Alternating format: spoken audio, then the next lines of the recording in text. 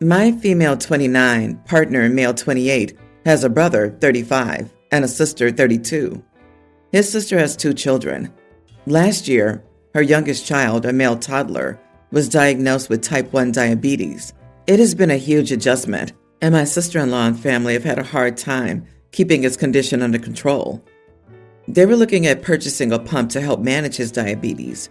A pump would drastically help keep his levels under control and would improve the day-to-day lives of my nephew and his parents. The problem is that the pump is expensive.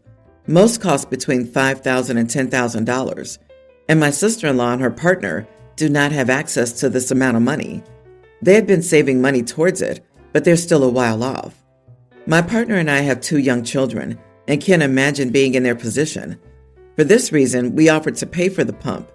We're not wealthy. We live off my partner's income as an electrician while I stay home with our 2 children, but we budget well and always ensure we have money set aside.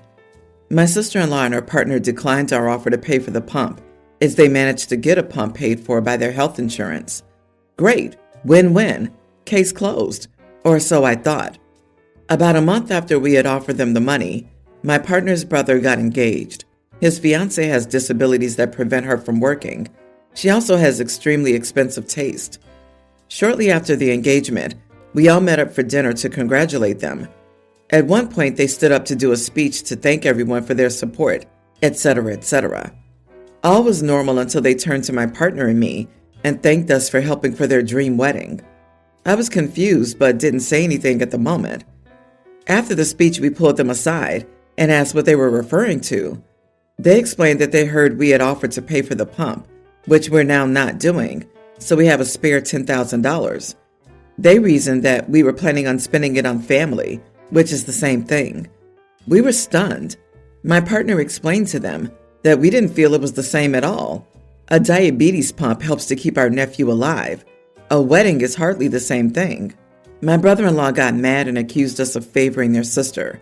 He said that we were willing to part ways with money before, so he didn't understand why we wouldn't now.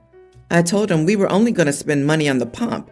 Otherwise, it would stay in our emergency fund. He called us selfish and we left early. After we left, we received texts from other family members taking his side and guilting us into paying for the wedding since his partner wouldn't be able to. I didn't think we did anything wrong, but now these messages have me questioning. Not the idiot. Your brother-in-law and family supporting him are the idiots. You were willing to dip into your family's emergency fund to help save a life. You indicated that the money wasn't easily available. You have it because you worked hard to save it.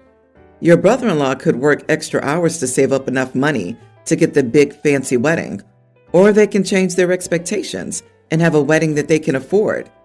No one's health will be seriously impacted if you don't provide the money. However, to expect you to fork out that money for an event without asking is unforgivable. Exactly. Key words: save a life. Saving a life and throwing a party are 2 completely different things. The audacity, not even wanna, but you're going to? Even putting OP and her partner on a spot like that. They knew what they were doing, which made their actions evil. It's so appalling to me the balls that some people have. It's incredibly manipulative and scheming to announce it in front of everyone. I couldn't even imagine doing that. They didn't even ask for the money. Brother-in-law knew exactly what he was doing. The announcement before any discussion was designed to manipulate and force OP into giving the money. Brother-in-law tried to pull a fast one by thanking OP and their partner at a public gathering to keep them from refusing. He's mad that they didn't fall for his scheme. As for the rest of the family, people always want to spend your money instead of theirs. OP should just ignore them as inconsequential. My husband, 26, and I, 24 female, recently had our dream wedding themed around Dungeons and Dragons. We're huge fans, and we thought it would be a fun and unique way to celebrate our special day, considering we met via playing the game. We both wore costumes, with my husband dressed as his Eldritch Knight PC, and I dressed as a Sealy Archery. We even encouraged our guests to dress up, and many of them did, which made the day even more magical. Most of our friends and family were supportive, and we had a great time. However, my sister-in-law, my husband's brother's wife, 29, was not so pleased. She attended the wedding but refused to wear a costume, which was fine since it was optional. The problem started during the reception, where she began making snide remarks about our theme. She loudly joked about how childish and ridiculous it was for adults to dress up like characters from a game, and even called it a waste of a wedding. I tried to brush it off initially, not wanting to cause a scene, but her comments continued throughout the night. She even said something directly to me about how I looked like I was going to a Halloween party rather than my own wedding. By the end of the evening, I was really hurt and upset. My husband noticed and confronted her privately, but she brushed it off as just joking. She made fun of the food we chose to serve, the song we picked for our first dance, Merry-Go-Round of Life from Howl's Moving Castle, and even my wedding dress because it wasn't a real wedding dress. She hurt my feelings severely, and when my husband stood up to her, she told him our wedding was a nerdy loser wedding. After the wedding was over, my husband stopped talking to her entirely and has only spoken to his brother ever since. Yesterday, a month after our wedding, we had a dinner party with our immediate families, and I asked my husband if he could refrain from inviting her. He agreed and said she needed to be on a timeout for disrespecting both of us. She found out she missed the dinner and is super angry with me, texting me that I'm an idiot and a witch for not inviting her, but still inviting her husband. I told her that my brother-in-law wasn't disrespectful, and she shouldn't have been surprised that we didn't want her around after she badmouthed our wedding. She told me I was a major idiot and that she was just joking about her preferences. I feel bad for not inviting her, but I don't want to see her after she made our wedding about herself and her preferences. My husband agrees with me, but my brother-in-law has since stopped talking to either of us because we disrespected his wife and that she was just joking and we can't take a joke. Am I the idiot? All right, first the obvious, not the idiot. If I were you, she would wait forever for another invite. Seriously, not in this lifetime.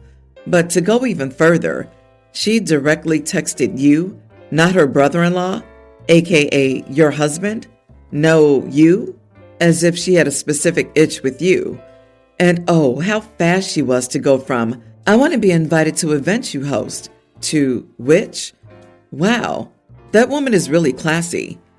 It is also very telling that her own husband went with your invite and left her at home. I think deep down he's the one giving her the biggest time out. So, in addition to all else, please keep the icing out. Someone who calls you nerdy losers on your own wedding day does not deserve to ever get an invite ever again. Oh, the same, of course, goes for any family holiday. I wish people would stop trying to cover ugly behavior as a joke. Jokes are funny and not cruel. Her behavior was shameful. If she disagrees with your choices, she should learn to stop talking. Also, I'm jealous. I've never been to a wedding where a costume was allowed, and it sounds like so much fun. The dress I could make for such an occasion. Take a deep breath. Remember, she was only one unimportant person, and the rest of your friends and family had a great time celebrating the two of you. My ex and I are divorcing. My daughter, nearly adult, and I are in the process of moving our stuff into our new place. I got one of those moving pods in front of the old house. My stepdaughter, Teen, started moving her stuff out to it. I told her to stop. At first I thought she was confused and thought it was for her and her mom's stuff. They planned to move back to my ex's home state. My stepdaughter wasn't confused about that though. She thought for some reason that she could move with me and my daughter to our new house in town. So we got into a whole discussion about it. My ex was involved. It turns out her daughter's very upset about having to move because she doesn't want to leave her friends and her school and go to a place that's so backward. After talking, my ex said she understood where she was coming from and asked me to let her live with us, at least during the school year. First, I think it would be weird for her to live with us, since her mom and I aren't married. It makes more sense for her to go live where both her parents are. Logistically, it also presents an issue because our new place is smaller than this one, so she would have to share a bedroom with my daughter. I know my daughter would hate that, so it doesn't seem fair to force that on her. Am I the idiot for not letting my ex-wife's daughter live with us? Edit. We got married about 6 years ago. Not the idiot. Where did she get this idea that somehow she was moving in with you? What kind of parents wait till moving day to discuss this? Like, what the heck? I know we're divorcing, but please take care of my child for me at your own expense and at the cost of your daughter's comfort in her own home. Who put it into the child's head that this was even an option?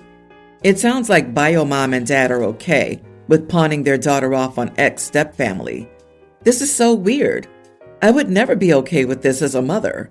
I get the feeling that it was discussed, just not with OP. Dude, she's not your daughter, and she's not entitled to live with you. You have a right to end things with your ex and move on. Having her daughter live with you will just keep her in your life. Just tell her that you're divorced now, and you need closure to move on. It's up to her mom to deal with her issues.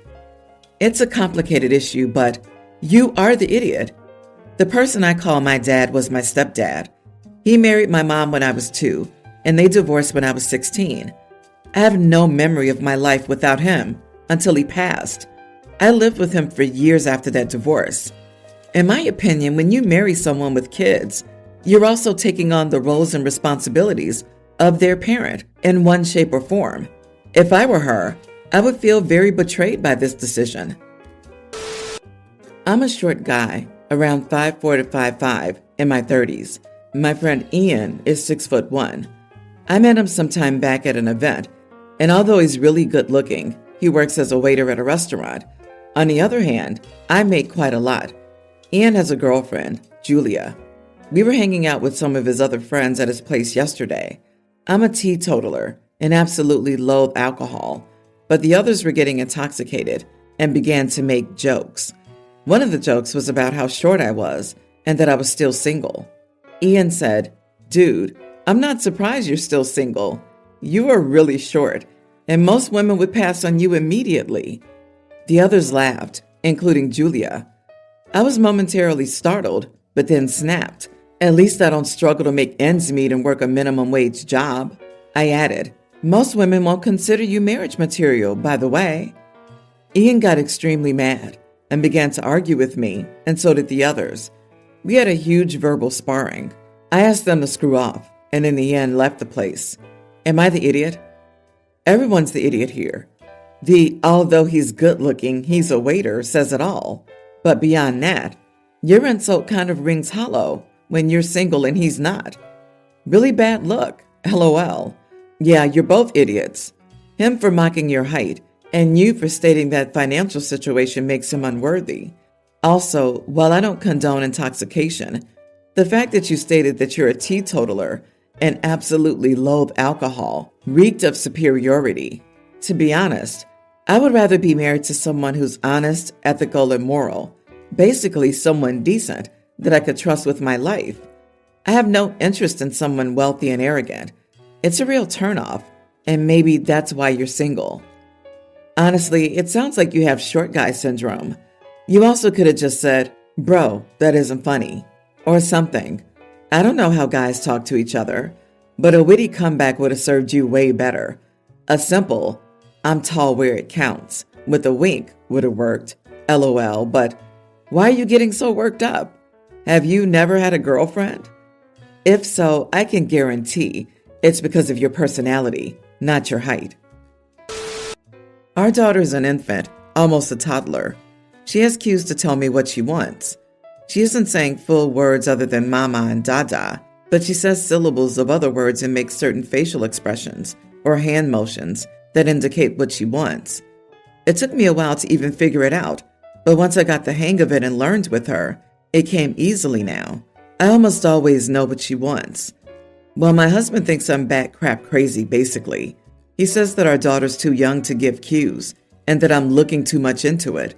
Therefore, he refuses to actually retain any of the information I give him regarding what our daughter wants.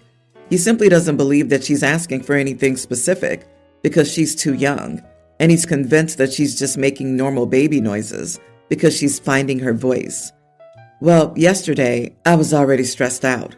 Our daughter's going through a sleep regression and teething at the same time, where I physically have her 24/7, even while I'm working at my husband's and my business. It made things a bit difficult for me. My husband is never in the shop.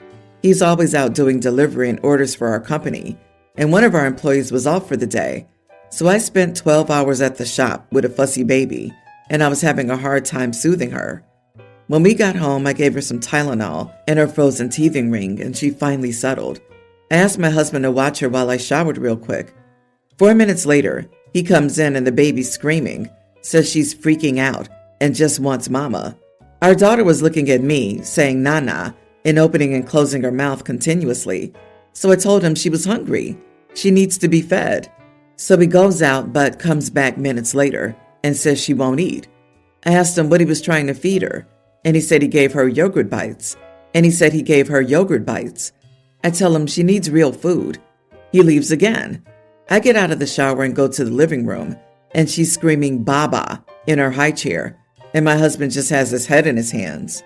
He tells me, "I told you she wouldn't eat. So much for you picking up on her cues, huh?" So I say, "She's saying Baba." I always give her water bottle with dinner. I hand her bottle. She immediately starts drinking it and then opens her mouth for a bite of food. He takes this as a moment to tell me, "No, she obviously just wanted you in the room because she calmed down as soon as you walked in here." I told him no, she didn't calm down until I handed her the bottle of water. I told him again that he needed to start listening to her. She's trying to tell him, but he's ignoring it because he thinks babies are too young and dumb to tell you what they want. He gets up and says, "Yep, I forgot I was talking to a baby expert. What else do I need to learn, Dr. Dip Crap?" I snapped. I told him it wasn't my fault he didn't know anything about his kid, and this was the exact reason why I refused to leave the house to do anything alone. He kept telling me to go get a break, but he literally would let our daughter scream instead of attempting to figure out what she wants. He accused me of calling him a bad father, saying, "Yep, no one is as good of a parent as you are." He now isn't speaking to me, and I need to know if I'm wrong here. What else do I need to learn, Dr. Dip Crap? Maybe he needs to learn about divorce proceedings. There you go, OP. You're the baby expert. Deal with this big baby trying to call himself a husband, partner, and father. This man is less mature and direct with his communication than your literal infant.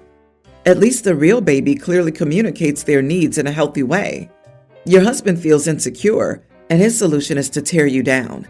Instead of having an ounce of empathy or compassion for his wife and child, he's offloading his pain onto you both.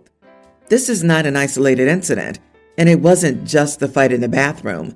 He's consistently shown his disdain for you, persistently, over time. Seriously, the contempt this man shows for his wife because she can understand what her baby wants should be a deal breaker for OP. What kind of father is he capable of being when he chooses to let his baby get all hysterical just because he can't possibly let his wife be right? Good Lord, completely nonverbal people manage to convey their needs and wants. She's communicating, and your husband is an idiot. Just how is he so dismissive?